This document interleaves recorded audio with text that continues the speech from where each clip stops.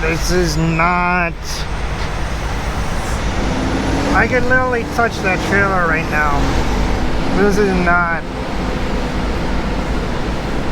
This shouldn't be a 4-lane highway. It should be like a 3-lane. Oh my gosh. Everything's under construction right now.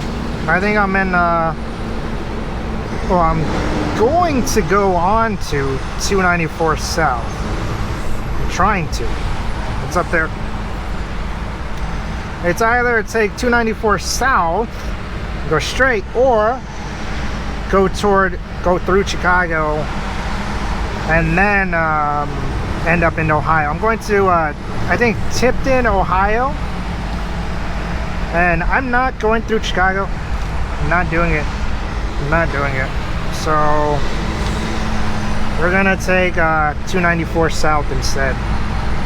So a lot of the cars here, they like to just drive on the shoulder and then barely miss clipping my front end, even though they see that the right lane ends and they have to merge on. I don't get it. I don't understand. Like, and then it's a traffic jam, so like you're gonna risk your car and your life for what? Just so you can get like 2 seconds ahead of me? Really? It's really worth the extra insurance costs? So that's why whenever I always pay extra attention to the merging lanes. Like right here, I know there's a gray pickup at the back of that. So now I'm just looking for the gray pickup to pop up. Right there, the Chevy. Where am I going? Cermak South. Where's South 294? Where's South 294? Is this South 294? You're taking me on the right route, right? Continue on I-294 South for 24 miles. Okay, good. Well, I probably should have gone over there. You are in a 6-minute slowdown. You are still on the fastest route. This looks like a 20-minute slowdown.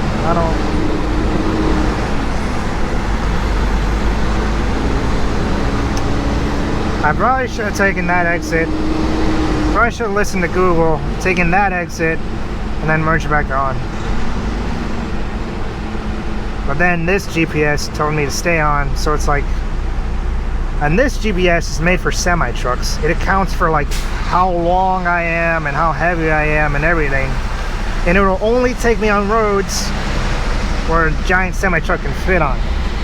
So if I were like to follow Google Maps, then I'd run the risk of ending up on a road that I'm not supposed to be on, or like, well, maybe there's a low bridge. If I were to just follow Google Maps, because Google Maps is only made for cars, not semi-trucks. Cars can go everywhere. You guys can go anywhere. You take all the shortcuts. Semi-trucks, no. We can't make those turns. Some of the bridges can't hold our weight. I mean, I've taken some back roads that are literally like, I mean, well, these were like back roads where just like farm fields everywhere, where you literally, your trailer swings into the opposite lane. Like, it was a 2-lane, 1 lane going this way, 1 lane going this way. Let's say we're making a left turn, my trailer would be in the opposite lane of traffic to make that turn. And so, I don't know, like deciding between which one to use, it's a risk. It's a risk. But I'll tell you what, this thing today, it saved me like half an hour. Because it routed me toward Old Highway 52, Old Highway Route 52 or something. Old Highway ran parallel to the Interstate Highway. Interstate Highway was just, it was just done. Like, it would traffic for miles, dude. It was really, this thing was red. Like how right now, like we weren't, it didn't, I was passing it, it didn't look like it was moving this fast. So like it was like at least a half an hour traffic jam. But then Google was like, take this route, it runs parallel, and then I was able to see like the road on satellite view, because they have it on satellite view. Like I was able to see like how wide the road is, and like just use my best judgment to see if a semi truck could fit there. And I checked, there weren't any bridges on there anyways, and so I just took that. Saved me half an hour. But for some reason this GPS didn't tell me the shortcut that Google did, even though a semi truck could fit on that road. But yeah, my biggest fear using, I'll never use just Google Maps for a semi truck when I'm driving a semi truck, because it's not the smart thing to do. You need a truck GPS. I think the load that I'm carrying right now is 37,400 pounds, I think. But that is not counting the weight of the fuel tanks. I got two 100-gallon fuel tanks. I got another special fuel tank, we call it DEF. That fuel, I believe it's used to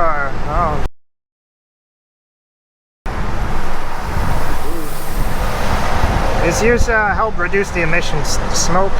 I think it, like, you know how like on the old semi trucks you see like black smoke coming out of the pipes? It turns that black smoke invisible. I don't really know, but I know it helps with the emissions. And so that's like an extra 14 gallons tank that I have there, just in that. And then you gotta account for the weight of the truck. Just the weight of the truck alone, I think, is like, it's at least 20,000 pounds. It might be 22,000, I might be wrong, but it's a heavy truck, man. And then you gotta account for just the weight of the trailer, empty, without anything in it. That's the weight of the tire. Look at these tires. We have 18 tires. Just alone, how much do you think 18 tires weigh? No air, just the rubber. 18 tires. That's a couple hundred pounds. And then you gotta factor in all the brake drums, the hosing. Oh, the hosing doesn't really weigh anything. It's a little rubber hosing. And then all the doors, the metal, the frame, the mirror, everything. I think, oh, actually, I went earlier to it's a giant scale. It's called a CAT scale at a truck stop. It's literally a scale for a full-size semi-truck. It's massive. I went on there to make sure that I wasn't overweight, that the people that I picked up this delivery from, they didn't put too much stuff in my trailer, because legally we can only run max 80,000 pounds. If we're over 80,000 pounds all together, truck, trailer, fuel, everything, it's illegal. And you either had to dump some fuel, lose some weight, figure out how to lose some weight, or just take the load back to the warehouse and tell them, yeah, you loaded too much, you gotta take some off. I'm not legal weight, I'm not gonna get a ticket, I'm not risking my CDL to haul your stuff like this. You gotta do something here. It's too much stuff. It's illegal.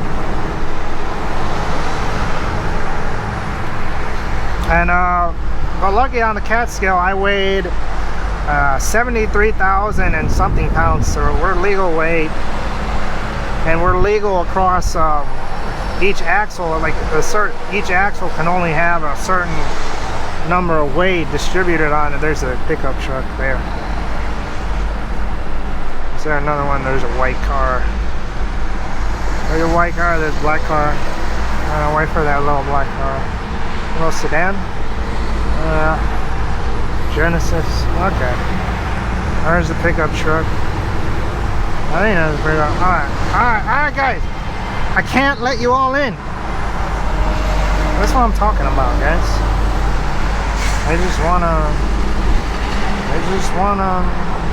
wanna go in there, man. There's a lot of traffic, man. The worst thing about it is that it's in a construction zone. Hey. So there are all these curves and the lines and everything. Like this, the semi truck's not. No, I can do it now. But like if I was new, like in construction zones, like when they go like wavy like that, like I would panic a little bit. Because this thing's so long, like it's not like a car, which a short wheelbase, you can do whatever you want in it. You know, you're very maneuverable. Like a semi truck, no, dude, can't do that.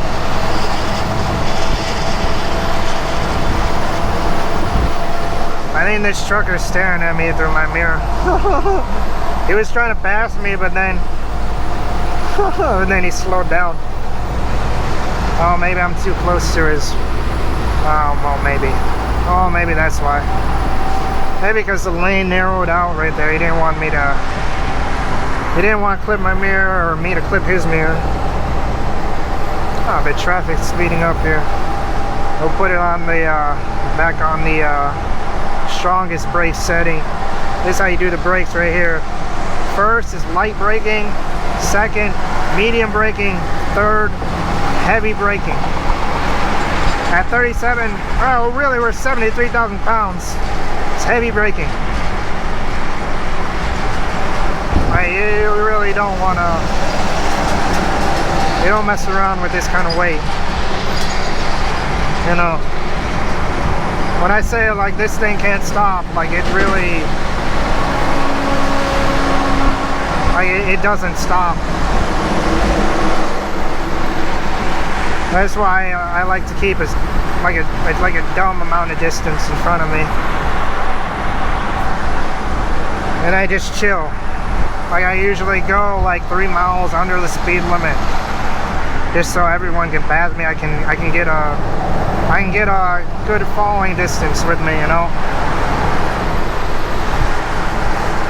It's a lot calmer of a drive, a lot safer.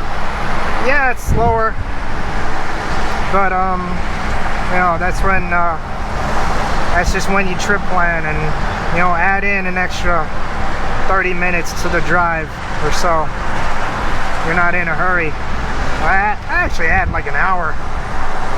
I added an hour and a half extra for this trip right here, and the total trip time is 7.5 hours, but I scheduled it for 9,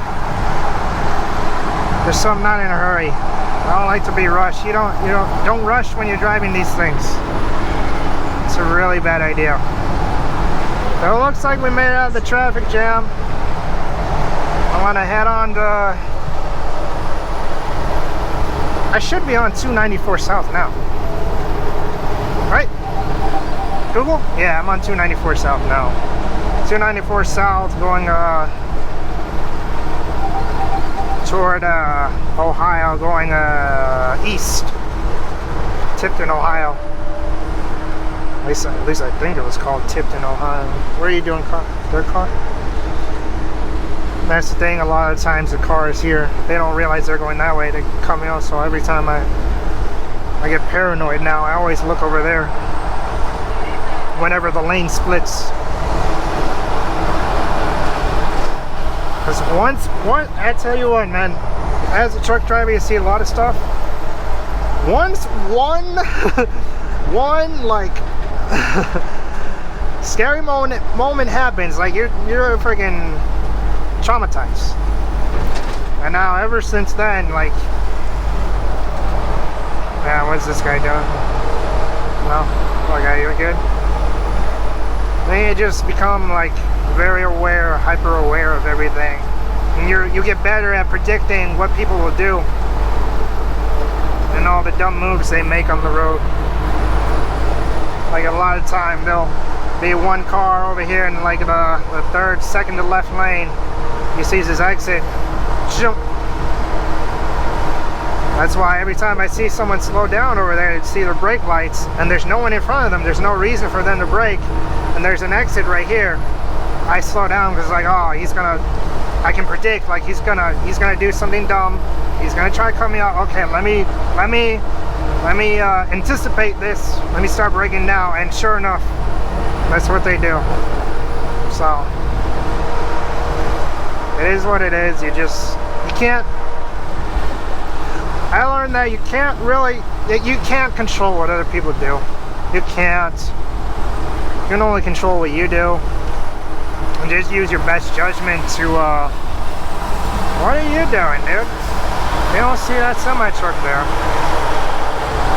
Why'd you speed up? I'm not moving over.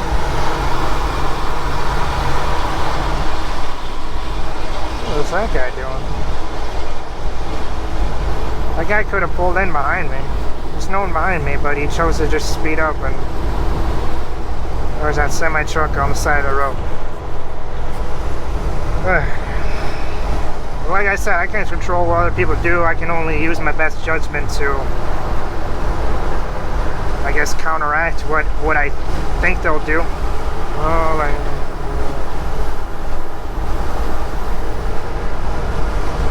just predict, so that way I'm not in an accident. That's one thing you got to know about this job if you're thinking about getting into it, becoming a truck driver. Whether it be long haul like over the road like me, or local like that guy. You see how he has a smaller semi truck? It doesn't have a bed in the back or a table or anything, because he's home every day. He's only home for 10 hours, which that's the caveat. Which if you live like 30 minutes away, what are you doing, dude? You merging on, and that cuts into your break and your family time, and then by the time you're done cooking and then showering, you just got to go to bed, and then 30-minute drive back to work. That's the thing about those trucks. Well, unless you're with a good company and they actually take care of you, then they might give you a 12-hour break, 14-hour break if they're really nice, or if you're there long enough. But most of the time they're not. They just want to get your money. Want you to make them money. Tow truck there. On the right, is on the on-ramp. There's a slow down ahead. I don't think this lane hasn't ended. So I'm just gonna go over there. There's a slowdown right here. It says Google Maps right here. I like to be in the far right lane when that happens. There's less chance. I feel like there's less chance of me being rear-ended if the person behind me isn't paying attention. I feel like if I'm in the middle lane, then people from all around me, all angles, can rear-end the trailer. Whereas if I'm here, I can always take the shoulder if the person behind me isn't paying attention.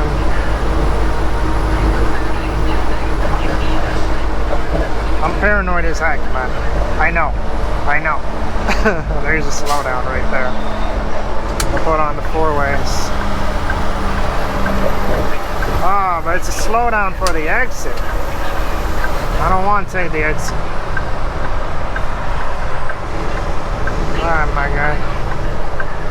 Let's see here, we're gonna move over here. Yeah, because people are gonna try to move into that lane. They're gonna cut me off. They're slamming their brakes like that guy did. You see, all this, it just, no matter where I am in the country, everyone drives the same. They're all gonna do the same moves. I already know. Either someone over here, whenever there's a slow lane, they're gonna pop out, they're gonna be impatient, or if I was there right now, they're gonna cut me off to try to go into there, because they really need to take the exit. It's just patterns. It's just pattern recognition. It's all the same. What are you doing thus?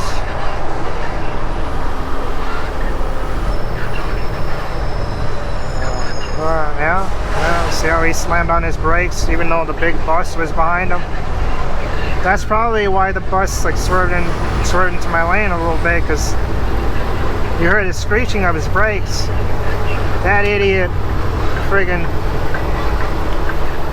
thought it was a good idea just to stop in front of a big heavy public transport bus. Alright dude, where are you going? Where are you going? Go! Go! Kenny! Kenny, go! We gotta pass the semi-truck! Go! Kenny, go! Go! Okay, we're good.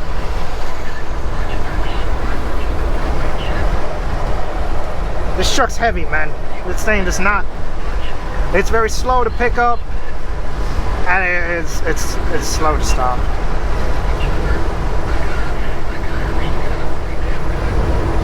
I don't know what this dude's talking about, but there's some guy on the CV.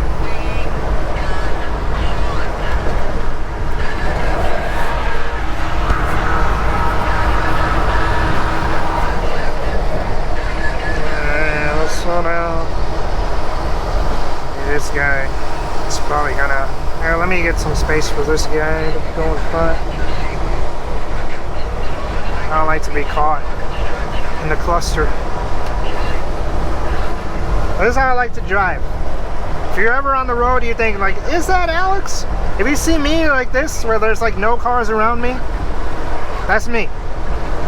I'm the only guy that drives like that. I drive like grandpa, man. I'm just not in a hurry. This can be a very dangerous job, and I try to minimize the risk as much as possible. The best way to do that is just to plan for extra time so you're not in a hurry. And just take your time.